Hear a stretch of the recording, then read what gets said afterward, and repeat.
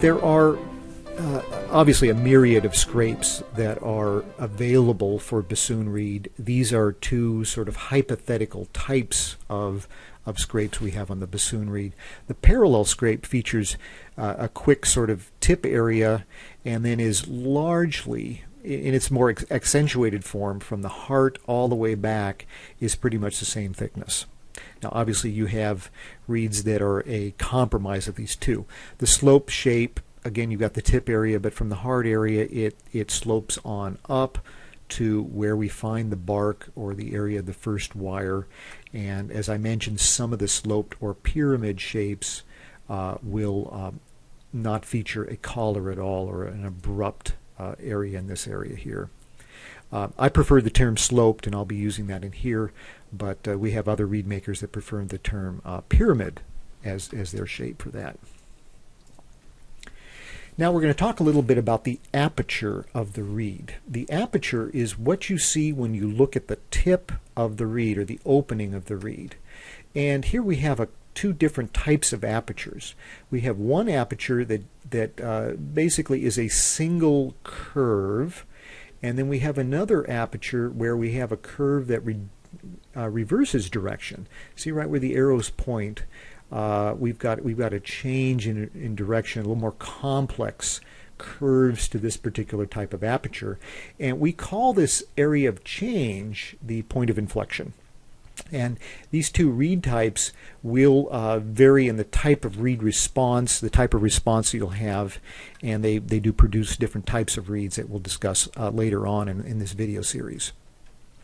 Now when we're talking about aperture, we can talk about the height of the aperture, and that's the distance between the two blades in the middle point of the reed. That's the tip opening that's the largest.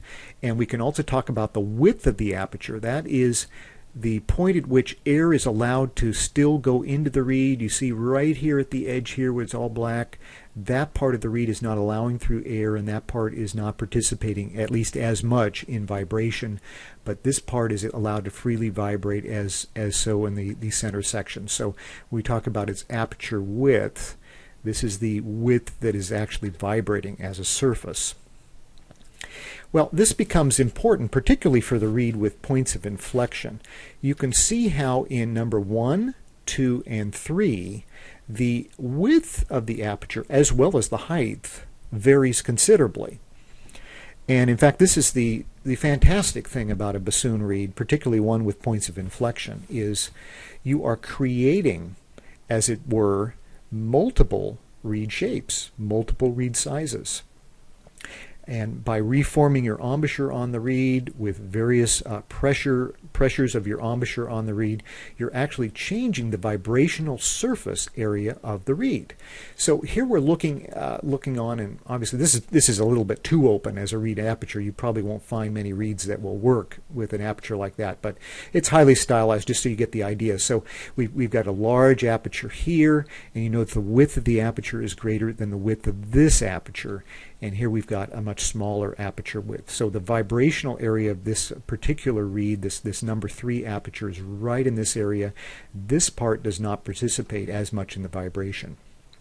If we look at the lay of the reed, I think we'll begin to understand again this vibrational surface. So what I showed is number 1 had the aperture that was from here to here, and you can see this black area here in number 1 was not participating in that vibration, but everything else was freely vibrating and was participating in that particular reed opening.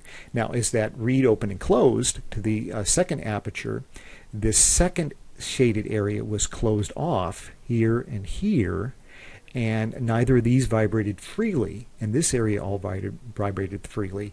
And then in the third area, you can see is all in white, how we've got a different lay of the reed vibrating.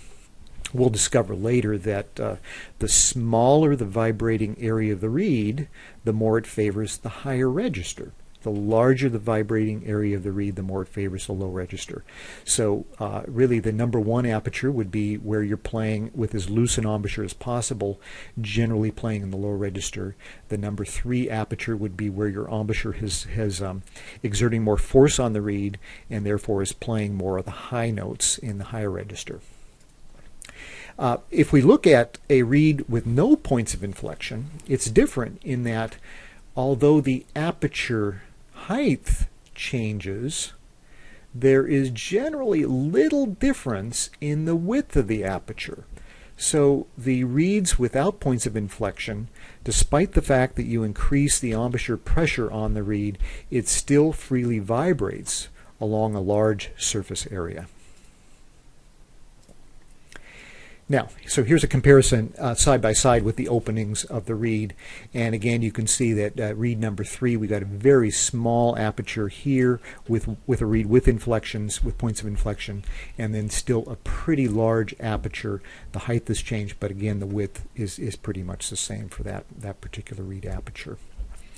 I want to also just talk about a couple of other terms that we need to have in this particular video series. When we're talking about wire adjustments, and let me go back to my reed here.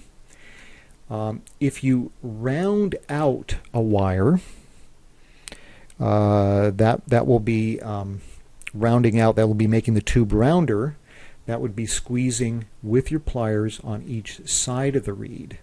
If you flatten the wire, that's squeezing on this point, and then the opposite side actually closing the wire down. And that rounding and that flattening of the wires will be an important concept that we'll have later on in our video series. Well, this closes the first of the video series here. Thank you for listening to that. I want to just close with a little prayer for you. I know reed making can be absolutely frustrating, and there's been many times in my life when I've been frustrated as well with reed making. And so I just want to pray for God's mercy in your life.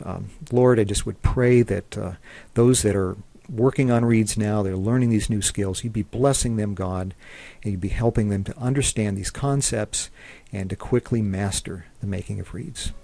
Amen.